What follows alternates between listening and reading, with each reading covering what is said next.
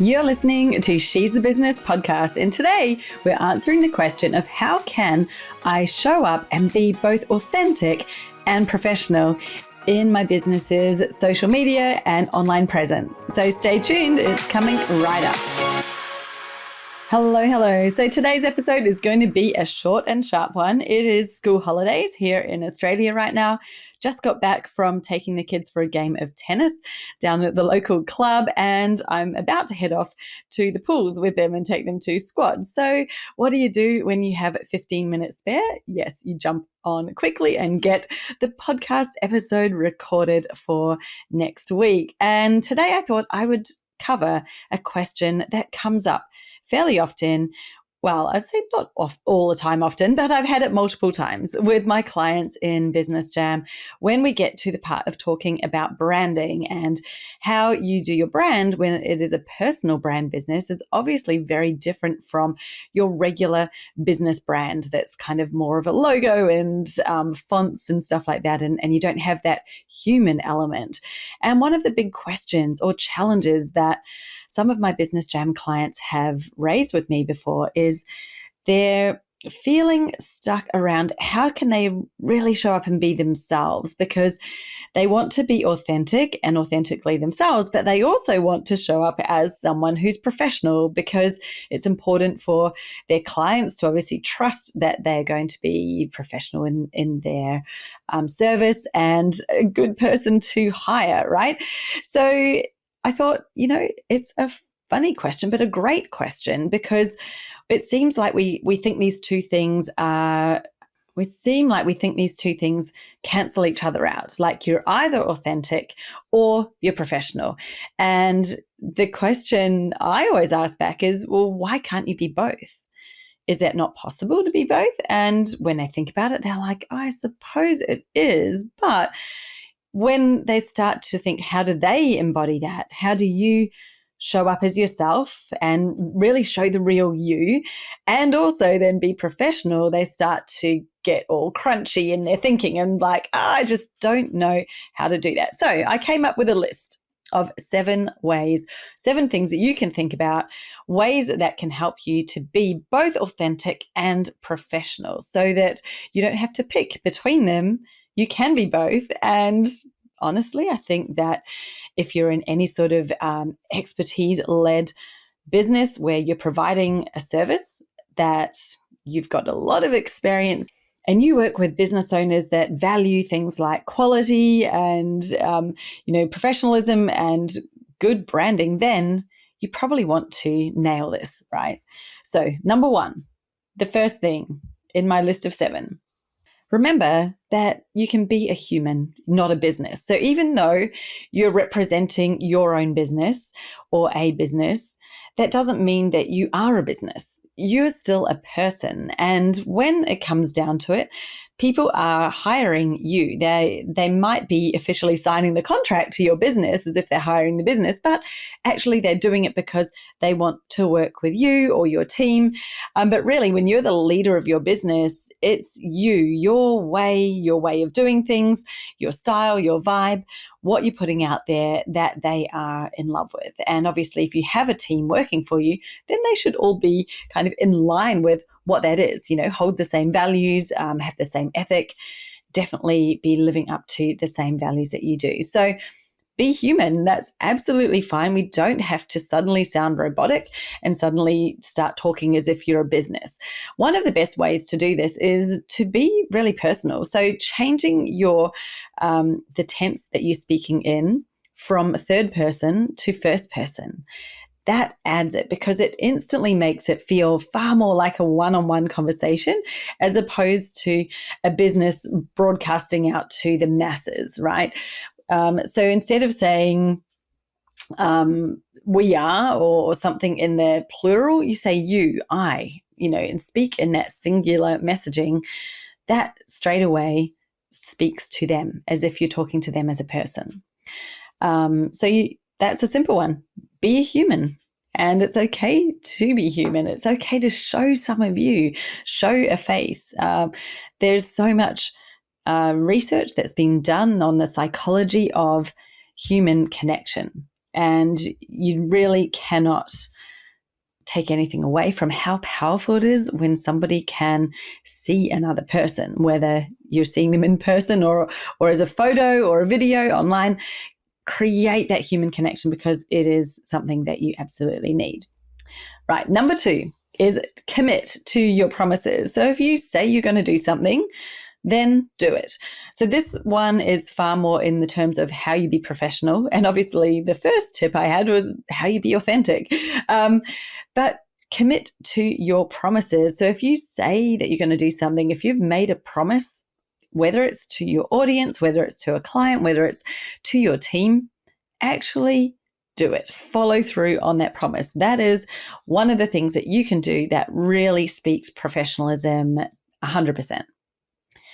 3, third tip is show up and actually do the work. So yes, you might be the leader of your business, whether you've got a team, whether it's you solo, doesn't matter. Same thing applies.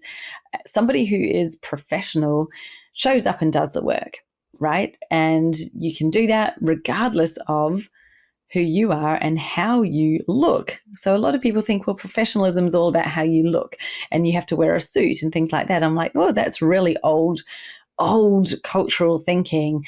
You don't have to wear a suit to be professional. It's far more about the actions that you're taking and how you're showing up. Number 4, manage your emotions and keep some thoughts private. So I've got here, really focus on relevance and value. If you're going to say something publicly on your social media, maybe even commenting on other people's posts, just take that little moment to think before you press post. And even if you feel strongly about it, is it relevant? Are you adding value? Now, if you are responding because what they have said you felt sort of really triggered by and you want to respond or react to it, often those reactions aren't really going to show you in the best light, especially if you're not adding any value at all. Now, you can absolutely respond if you feel like I've got an important message to add to the conversation here, and you can do it in a very measured way where you're not emotional, we're not bringing in any kind of accusations or being rude or unprofessional, interestingly, to that other person. You can absolutely take part in discussions, have an opinion.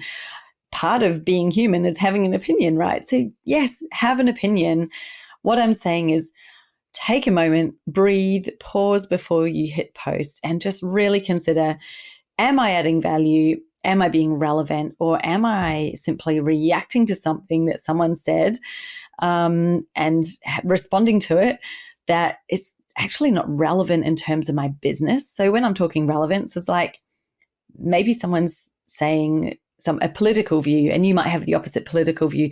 If your business has got zero to do with it, you really want to think about, well, do you want to get into this discussion or not? It's not relevant from your business's perspective, anything to do with it, right? If you're not in the political realm, if you don't work with people in that space, then it's got no relevance at all. And therefore, you're probably unlikely to be adding value.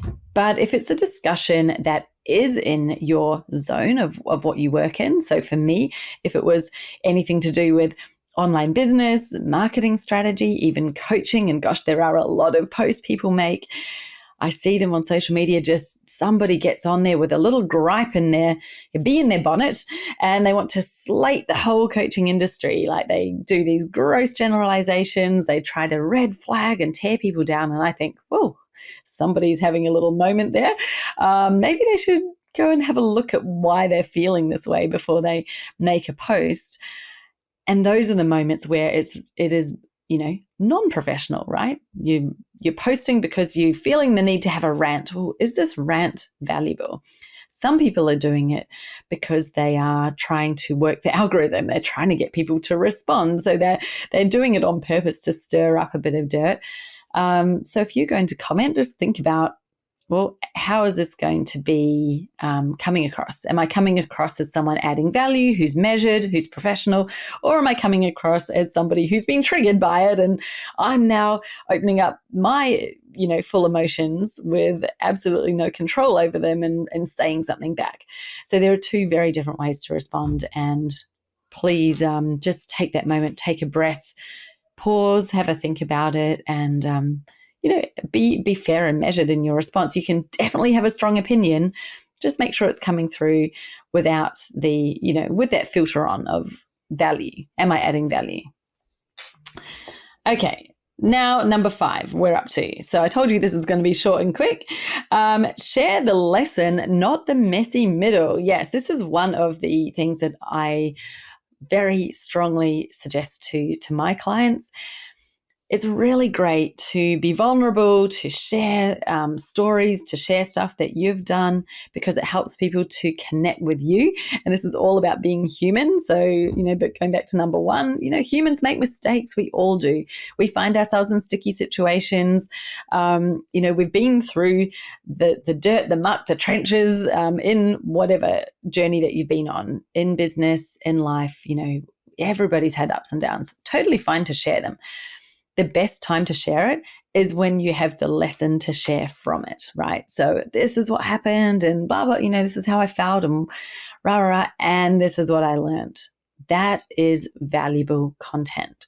If you're sharing it while you're going through it, it's like you're treating your social media audience a bit like your therapist, and that, my friends, is not professional to do so. Certainly some people do. But I highly recommend that you wait and you just hold that story, because one day it will be of value. And it is when you're through the other end and you're looking back and you have the lesson, the learning, and the outcome to share. Then someone else can use that story. They can really integrate it and implement it and use it as value. Whereas when you share it when you're in the messy middle, you're literally just offloading to people. And that's not value at all. Definitely lacks professionalism when we do that. Number 6, be consistent. So this definitely helps to give a view, or people will see you as professional when they see consistency. So by consistency, I mean that we're not hot and cold on something. We're not sharing a view one day and then sharing something totally different another day. You are showing up, you've got the same vibe and personality, which we all do, because we're the same people, right? So you're showing up as you. What you do online is reflected offline. What they see in writing is the same as what they experience when they watch a video. If it's very professional and polished on the outside and then they come to work with you and on the inside it's an absolute mess, there's not a lot of consistency there. So look at, am I being consistent in how I show up, what I portray, and then what I actually do? Is it all singing from the same song sheet? If it is, great, because then they've got a really clear view of who you are, and that gives them the perception, and a good one and an accurate one, of professionalism, because you are what you say you are. And of course, that means you're being authentic too, right? So it's not a show on the outside and then, on the inside it's different. Well, that would be somebody who's showing up inauthentically, because it's all show and no follow through. You definitely are authentic when there's consistency happening there. And finally, number 7, be you, really show that personality. I think often when we're in business and when we're talking about business content, it can be so easy to get really serious. I am absolutely guilty of doing that myself at times. I can get really serious because I get so passionate about the topic I'm talking about. And hey, it's okay to have a bit of fun. It's okay to have a laugh at yourself. Some stories I have, some of the things that I've experienced and done, I love to share the mistakes that I made, and I have a good laugh at myself. I'm like, gosh, when I look back now, I wish I could go back and knock a bit of sense into past me. But here I am now with the benefit of hindsight, and now I can share that with others. So hopefully they don't make the same silly mistake I did. You can have a bit of personality, have a laugh, lighten up, and that really helps people to see the real you, and it doesn't have to be always 100% business. when I think of people who are showing up inauthentically because they're trying to be professional, I think back to the days, maybe you are like this too, where you might have had a telephone voice. So, I always think back to the days, back in the 80s and 90s where we had a physical telephone we'd pick up off the desk and answer it. And it was always so funny because people would pick it up and hello, it's so-and-so. And they'd put on this voice that they literally never speak with any other time. And I would say I definitely did that in my very first office jobs back in the late 90s. I probably put on a telephone voice because I thought it sounded more professional. And how funny, right? As if that we need to do that. Of course you don't. You just want to speak clearly and say who you are. So be you. You are great as you are.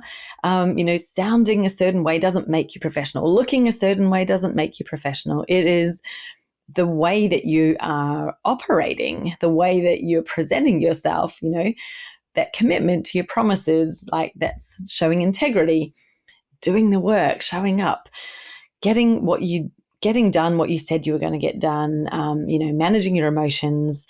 All of those things show far more professionalism than the superficial. So that's it in a nutshell. We've done it in 15 minutes. So thank you for tuning in today. I hope this has been helpful. If you've got questions about your brand, get in touch. Let's have a chat. I always love to chat with people in my audience and in my communities. And this is definitely something that I love to talk about. Having been someone who's been in marketing for a very long time, branding is definitely a pet topic of mine. So shout out, give me a message, ask a question, let's have a chat. I'd love to hear from you. Okay, and I'll talk to you again next week. See you later. Are you struggling to find quality clients these days? Well, in this world of instant gratification and abundance of AI-produced content, it may be feeling harder than ever to attract the sort of clients who really value your expertise, are ready to show up, ready to commit and invest in getting the results that they actually want. But it's not just about guessing, and it's not about just creating more content hoping that something sticks. There is some specific things that you can do and need to have in your business in order to attract those sort of clients.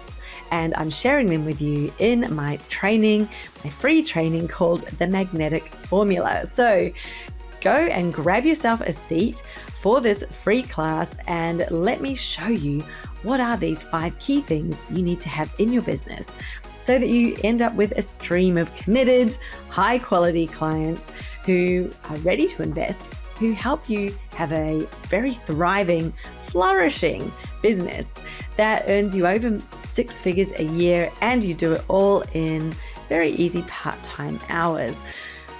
Head over to jessicaosborne.com/TMF or drop below into the show notes, click on the link and grab yourself a seat for this free training while it still exists. I'll see you there.